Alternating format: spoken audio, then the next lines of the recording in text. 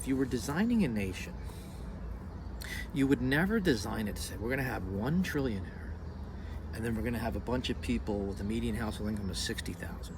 We'll sprinkle a layer in there. We'll call it upper middle class with like 100 to 400,000.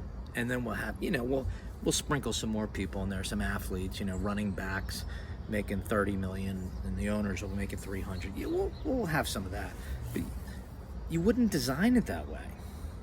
You would design it like the human body's designed. Now, the brain does get 20% of your energy. The kidneys get 20%, approximately. It varies depending upon how much you're thinking, how much you're doing, how much you're using it. But the general ballpark is the brain's getting 20%. Not 80, not 90, not 99. The body knows how the interdependent heart, brain, kidneys, liver, pancreas, all these organs, interdependent, and they all share this energy. Not because something's forcing them to, or dictating, or there's some law, just because they get how to cooperate for the greatest good. They see that it's unsustainable if they don't.